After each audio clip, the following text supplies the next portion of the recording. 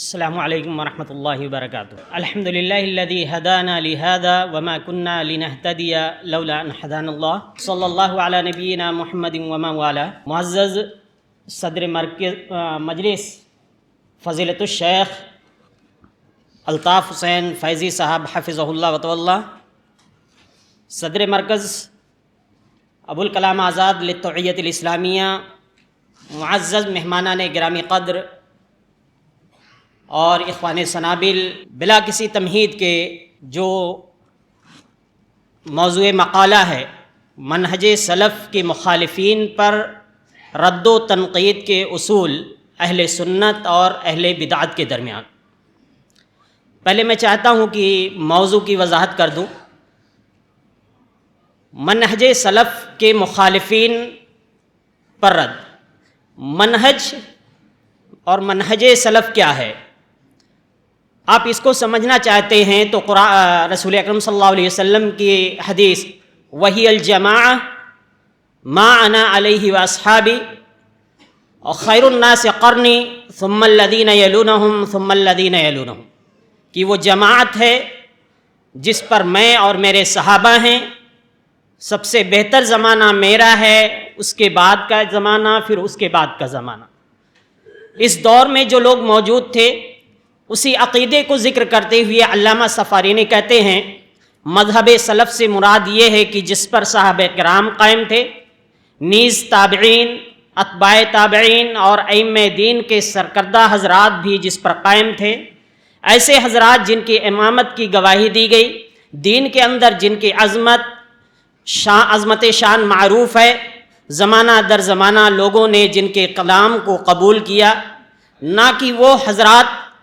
جن پر بدعت کی تہمت لگی ہے یا ناپسندیدہ القاب سے نوازے گئے ہیں، جیسے کہ خوارج، روافض، قدریہ، جبریہ، جہمیہ، معتزلہ، کرامیہ اور ان جیسی دیگر جماعتیں جو گمراہ ہو گئیں۔ اسی طریقے سے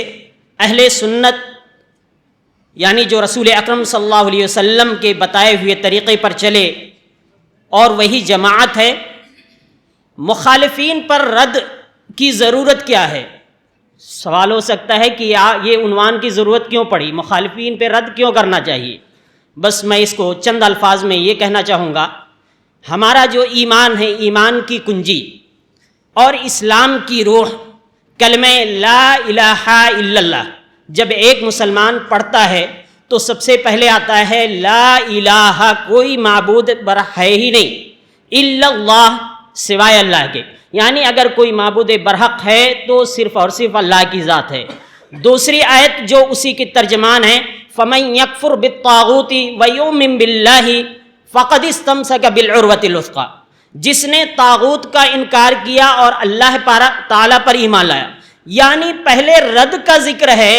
خرابیوں کے انکار کا ذکر ہے، علائش کو دور کرنے کا ذکر ہے، پھر اس کے بعد اس کو خالص کرنے کا ذکر ہے۔ گویا کہ ہمارے ایمان کی روح اور بنیاد ہی اسی پہ قائم ہے کہ ہم غلط چیزوں کی تردید کریں اور صحیح چیزوں کو اپنائیں، یہی ہمارا صحیح دین ہے۔ اس لیے یہ عنوان ہے کہ سلف کے جو مخالف ہیں ان پر رد و تنقید کے کیا اصول و ضوابط ہونے چاہیے، کیا طریقہ ہے جو سلف اختیار کرتے رہے ہیں، اور بدعت کے لوگ جو ہیں بدعتی ہیں وہ کیا طریقہ اختیار کرتے رہے ہیں۔ تو آئیے سب سے پہلے مخالف سے مراد ذکر کر دیں۔ مخالف ہر وہ شخص جو اللہ کے دین میں، یہاں پر موضوع کے اندر مخالف سے مراد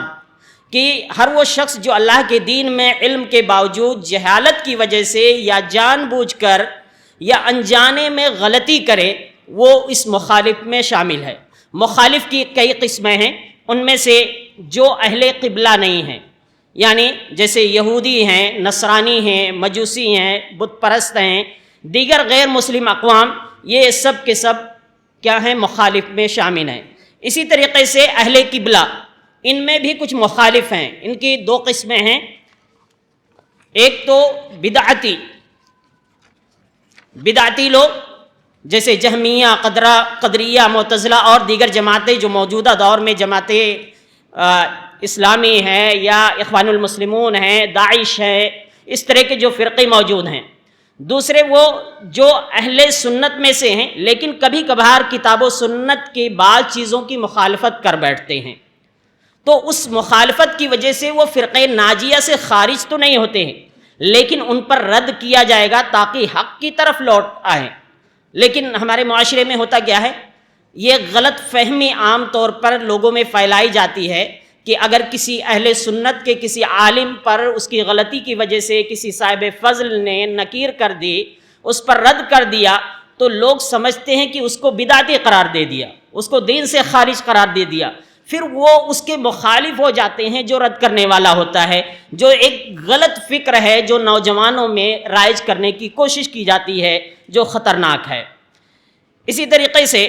میں افراد اور جماعتوں پر نقد کرنے کے کچھ اصول و ضوابط کا خیال کرنا ضروری ہوتا ہے، یہاں پر ذکر کرنا مناسب سمجھتا ہوں۔ نمبر 1، بنیادی طور پہ کہ کن کا احترام واجب ہے اور ان پر کوئی لایانی تبصرہ کرنا حرام ہے، جس سے ان کی تکریم پر بھی کوئی نکیر ہو یا حرف آئے، ایسا جائز نہیں، اور کن پر نقد و تبصرہ کرنا جائز ہے حاجت و مصلحت کے تحت، بلکہ بعض صورتوں میں نقد و تبصرہ کرنا، رد کرنا واجب ہے۔ جن کی تکریم واجب ہے وہ ہیں انبیاء اور رسول، جو بنی آدم میں سب سے بہتر لوگ ہیں، رسالت و نبوت کے لیے اللہ تعالیٰ نے ان کو چن لیا ہے، ان کی تعریف اور توصیف بیان کی جائے گی۔ ان پر اگر کوئی مذمت کرتا ہے، ان کی تکذیب کرتا ہے، ان پر کوئی بھی ایسا کلام کرتا ہے جن کی وجہ سے ان کی تکریم پر حرف آئے، تو بلا شبہ وہ شخص بدعتی ہے۔ دوسرے صحابہ کرام رضوان اللہ علیہم اجمعین، جن کے بارے میں آپ صلی اللہ علیہ وسلم نے فرمایا لا تسبوا اصحابی، میرے صحابہ کو گالی مت دو، کہ اگر تم میں سے کوئی احد پہاڑ کے برابر بھی سونا خرچ کر دے تو ان کے نصف مد یا ایک مد کے برابر بھی وہ ثواب کو نہیں پہنچ سکتا ہے۔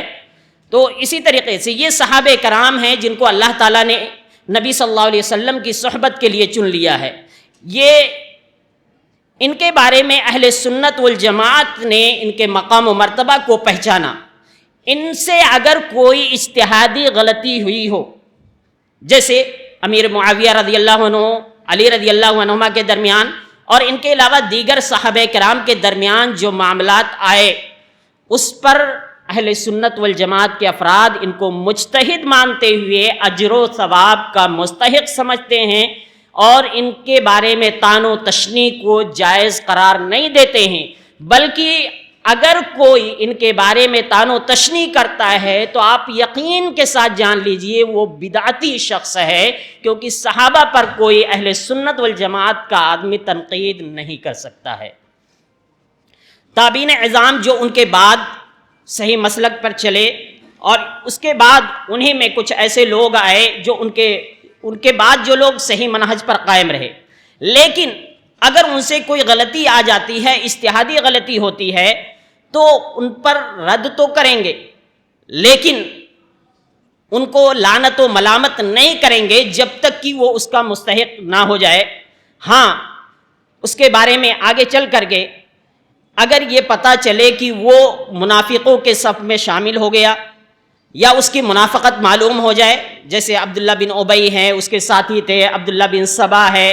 یا عبد القدوس بن حجاج ہے، محمد بن سعید ہے جسے سولی پر چڑھایا گیا، تو اس طرح کے لوگوں پر تنقید کریں گے۔ اور اس کے بعد جن لوگوں پر نقد و رد کرنا جائز ہے، سب سے پہلے بدعتی ہیں۔ تو بدعتی کون ہیں؟ بدعتیوں پر نقد کرنا، ان کی بدعتوں سے ڈرانا چاہیے، چاہے خوارج ہوں، روافض ہوں، جہمیہ ہوں، مرجیہ ہوں، کرامیہ ہوں، معتزلہ ہوں، یا اس دور میں اخوان المسلمون ہیں، تبلیغی جماعت ہے، جماعت اسلامی ہے، حزب التحریر ہیں، القاعدہ ہیں، داعش ہیں، یا جو بھی فاسد عقائد کے حامل ہیں، جائز ہے بلکہ ضروری ہے کہ ان کا رد کیا جائے تاکہ لوگ ان کی غلطیوں سے، غلط عقائد سے محفوظ رہ سکیں۔ جیسا کہ رسول اکرم صلی اللہ علیہ وسلم نے خوارج کے بارے میں کہا کہ ان سے ایک ایسی جماعت وجود میں آئے گی جو دیکھنے میں تو بڑی دیندار ہوگی لیکن دین سے ایسے نکل جائیں گے جیسے کہ تیر کمان سے نکل جائے۔ ائمہ کرام نے ان سے ڈرایا ہے۔ ابن تیمیہ رحمۃ اللہ علیہ فرماتے ہیں اسی طرح وہ بدعت کے ائمہ جو ایسے نظریات و عبادات کی طرف بلاتے ہیں جو کتاب و سنت کے خلاف ہوں، ان کو ہر حال میں ظاہر کرنا اور امت کو ان سے خبردار کرنا تمام مسلمانوں کے اتفاق سے یہ واجب ہے۔ روات جو یا گواہ جبکہ وہ مجروح ہوں تو ان پر بھی نقد کرنا چاہیے، جس کے بارے میں ائمہ کرام نے، محدثین اعظام نے گفتگو کی ہے، جو ایک بہت ہی باریک فن ہے جسے محدثین نے اپنایا اور اس پر چلے۔ بلکہ بعض لوگوں نے کہا کہ اگر میں اور تم دونوں سب خاموش ہو جائیں گے تو جو اس میں صحیح اور ضعیف راوی ہیں وہ کیسے پہچانے جائیں گے، لہذا یہ عمل انجام دینا ضروری ہے۔ اب اگر کوئی رد کر رہا ہے تو اس کے اندر کیا کیا صفات پائی جانی چاہیے؟ تو سب سے پہلی چیز جو عمل کی قبولیت کے لیے شرط ہے کہ اللہ تعالیٰ کے لیے اس کی نیت خالص ہونی چاہیے۔ دوسری چیز وہ کتاب و سنت کو مضبوطی سے تھامنے والا ہو، سنت کی پیروی کرنے والا ہو۔ اخلاص اگر نہیں ہے اور سنت کی پیروی نہیں کرتا ہے تو ایسا شخص صحیح معنوں میں رد کرنے والا نہیں ہو سکتا ہے۔ ان کی پیروی ضروری ہے اور اس کے مطابق ہی رد کرنا ضروری ہے۔ تیسری چیز جو میں یہاں ذکر کر دینا مناسب سمجھتا ہوں، وہ رد کرنے کا اہل ہو، اس کے اندر ایسی صلاحیت ہو کہ وہ رد کر سکتا ہو، اور اگر اہل نہیں ہوگا تو ظاہر سی بات ہے ایسی صورت میں باطل غالب آ جائے گا اور اس کی وجہ سے اور بڑی خرابی پیدا ہو جائے گی، جس کا ذکر امام ابن تیمیہ رحمۃ اللہ علیہ نے خود درء تعارض العقل والنقل کے اندر کیا ہے کہ اگر کوئی شخص کسی سے مناظرہ کر رہا ہے، کسی کا رد کر رہا ہے، تو وہ اپنے علم میں پختہ ہونا چاہیے تاکہ صحیح انداز میں نقد کر سکے۔ بلکہ اسی کی موجودہ دور میں ہم دیکھتے ہیں کچھ شکلیں کہ سامنے سے ایسے اشکالات پیش کیے جاتے ہیں، ایسے شبہات پیش کیے جاتے ہیں جو شبہات قوی ہوتے ہیں، لیکن سامنے بیٹھنے والا اس کا صحیح جواب نہیں دے پاتا ہے یا اس جواب کے لائق نہیں ہوتا ہے۔ عام طور پہ یہ چیز ٹی وی ڈیبیٹوں میں یا اسی طریقے سے سوشل میڈیا پہ یہ چیزیں بہت زیادہ چل رہی ہیں، جو بہت ہی خطرناک چیز ہے۔ اسی وجہ سے تفسیر رازی پر رد کیا گیا، کیونکہ تفسیر رازی میں امام رازی رحمۃ اللہ علیہ شبہات کو تو بہت قوی انداز میں پیش کرتے ہیں، لیکن جب ان کی تردید کی بات آتی ہے تو وہ اس میں بہت ہی کمزور پڑ جاتے ہیں۔ اسی وجہ سے لوگوں نے رد کیا ہے ان پر۔ رد کرنے والا عادل ہونا چاہیے، ظلم سے کام نہیں لینا چاہیے۔ اسی طریقے سے تثبت، تحقیق، جس قول پہ رد کرنا جا رہا ہے اس کی تحقیق ضروری ہے کہ جس کی طرف یہ بات منسوب کی گئی ہے وہ صحیح بھی ہے یا نہیں ہے۔ اس کی کتابوں سے، اس کے کیسٹوں سے، اس کی تقریروں سے وہ چیز لے کر کے اس کی تحقیق کرنے کے بعد ہی اس پر رد کرنا چاہیے۔ موقع و محل کے اعتبار سے سختی اور نرمی کا اسلوب اپنانا چاہیے۔ ضروری نہیں کہ ہمیشہ سختی ہو یا ہمیشہ نرمی ہو، ہر طرح کی دلیلیں قرآن و سنت میں موجود ہیں، بلکہ ہر ایک کو اس کے مقام میں استعمال کرنا چاہیے۔ بد کلامی سے پرہیز کرنا چاہیے گفتگو کرتے ہوئے، اور اس کے لیے سامنے والے کے لیے ہدایت کے لیے دعا گو ہونا چاہیے۔ لوگوں کے مقام و مرتبہ کا خیال کرنا چاہیے۔ اسی طریقے سے اگر نرمی مفید نہ ہو تو پھر سختی کرنا ضروری ہو جاتا ہے۔ اسی طریقے سے اہل سنت کے اصولوں میں سے ہے کہ اہل سنت کے اصول پر قائم لوگوں سے غلطی کرنے والوں میں اور اہل بدعت میں سے غلطی کرنے والوں میں فرق کرنا چاہیے۔ اسی طریقے سے اگر کوئی خرابی کریں، مخالف کے رد کے آداب و شرائط میں سے یہ بھی ہے کہ رد کرنے سے ایسی بڑی خرابی پیدا نہ ہو جائے جو خطا پر خاموش رہنے کی خرابی سے بھی زیادہ ہو، جیسا کہ سلفی حضرات عصر حاضر کے خوارج پہ نقیر کرتے ہیں، جو موجودہ دور میں جہاد کی شرائط نہ پائے جانے کے باوجود بھی وہ لوگوں کو قتال پر اکساتے ہیں، جنگ کے لیے بھیجتے ہیں، جس کا نتیجہ ہم اور آپ اپنی آنکھوں سے دیکھ رہے ہیں اور دیکھ چکے ہیں۔ اسی طریقے سے رد اوصاف پہ ہونا چاہیے، اشخاص پر نہیں۔ کسی نے کوئی غلطی کی ہے تو رد آپ اس کی غلطی پہ کیجئے، اس کے ذاتیات پر مت ٹوٹ پڑیے کہ وہ فلاں ایسا تھا، اس کے والد ایسے تھے، فلاں ایسا تھا، اس کے خاندان ایسا ہے۔ یہ رد کا اصول نہیں ہے، یہ دشمنی نکالنا ہے۔ رد یہ ہے کہ آپ اس کی غلطیوں پر تنبیہ کریں کہ آپ سے یہ غلطی ہوئی ہے، آپ اس سے رجوع کریں اور اس کی اصلاح فرمائیں۔ بدعتی مخالفین میں سے جن کا خطرہ عظیم ہو تو ایسی صورت میں اس کی تشہیر ضروری ہو جاتی ہے، لوگوں کے درمیان اس کا پرچار کرنا ضروری ہو جاتا ہے۔ وجہ یہ ہے تاکہ لوگ اس سے غلط دین نہ لیں اور ان کا دین محفوظ رہے۔ چونکہ وقت کم ہے اس لیے میں ساری چیزوں کی وضاحت نہیں کر سکتا، انشاءاللہ مقالے میں آپ جب شائع ہوگا تو پڑھیں گے۔ جو کھلم کھلا منکر کر رہا ہے تو اس کا انکار بھی کھلم کھلا ہی ہوگا، سوشل میڈیا پر، کتابوں پہ، لیکچر میں، تقریروں میں، جس انداز سے وہ غلط کام کر رہا ہے اسی انداز سے اس کی نکیر ہونی چاہیے۔ یا اسی طریقے سے سوائے امام کے، امام اگر کوئی غلطی کر رہا ہے یا امام وقت یا حاکم وقت تو اس پر نکیر عام لوگوں کی طرح سے نہیں کریں گے، بلکہ رسول اکرم صلی اللہ علیہ وسلم نے فرمایا کہ تم میں سے چاہیے کہ کوئی شخص امام پر علانیہ نہ کرے بلکہ اس کے ہاتھ کو پکڑے، لے جا کر تنہائی میں اس کو سمجھانے کی کوشش کرے، جیسا کہ امام البانی رحمۃ اللہ علیہ نے اس حدیث کو تخریج کتاب السنہ میں ذکر کیا ہے۔ اس کی سند صحیح ہے، اس کے علاوہ بھی اور بہت ساری حدیثیں اس سلسلے میں موجود ہیں۔ اسی طریقے سے غلطی علانیہ، اگر کوئی غلطی کی ہے تو رجوع بھی علانیہ ہی ہوگا، ایسا نہیں کہ غلطی تو سب کے سامنے کی ہے اور رجوع کرنے جا کے تنہائی کے ایک کمرے میں بیٹھ گیا اور کہا کہ میں اپنے عقیدے سے رجوع کرتا ہوں۔ یہ طریقہ اہل سنت کا نہیں ہے، بلکہ اس کی سخت تنبیہ کی گئی ہے۔ ابن المبارک رحمۃ اللہ علیہ کا مشہور واقعہ اس سلسلے میں کہ ایک شخص کو کہا کہ تم میرے پاس اس وقت تک نہیں بیٹھنا جب تک کہ تمہاری حقانیت اسی طرح ظاہر نہ ہو جائے جیسے تمہاری بدعت ظاہر تھی۔ اب ایسے ہی مخالفین پر رد کرنے میں اہل بدعت کے اصول اور شبہات کیا ہیں؟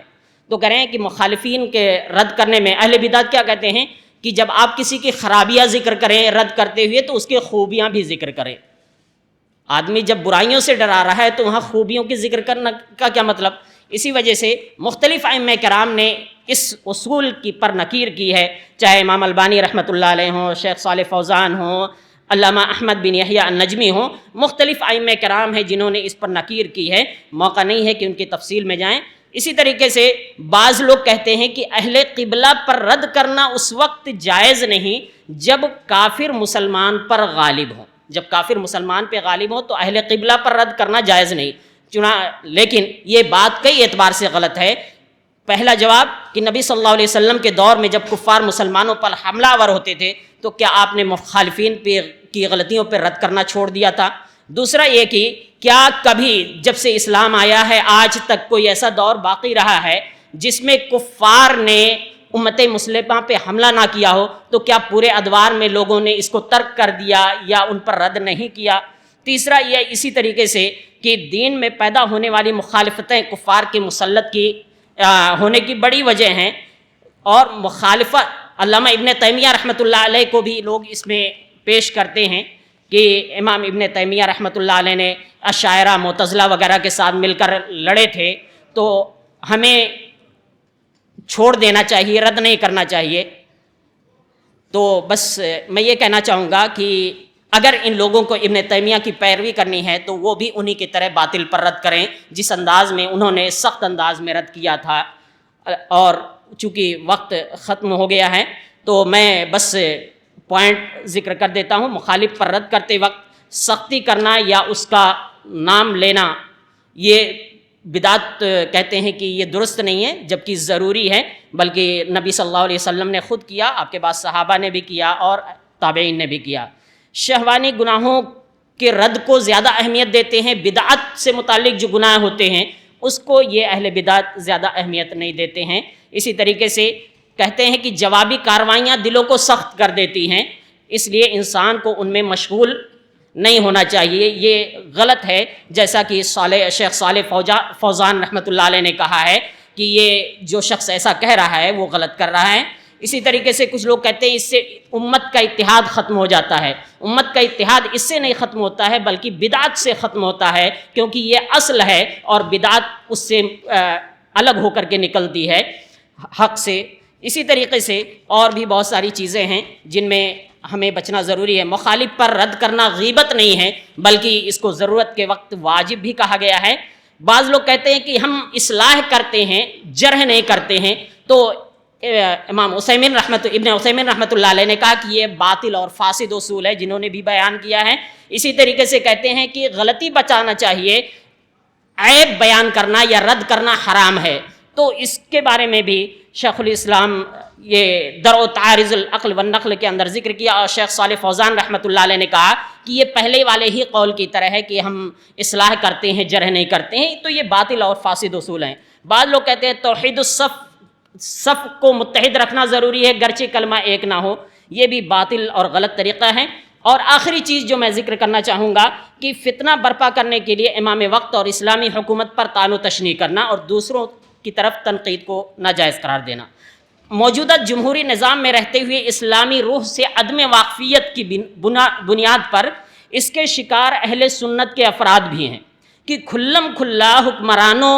اور توحید و پرست کی بنیاد پر قائم، توحید و سنت کی بنیاد پر قائم حکومتوں پر نکیر کرتے ہیں، اور اگر کوئی نکیر نہ کرے تو کہتے ہیں کہ یہ دیکھیے یہاں مداہنت کر رہا ہے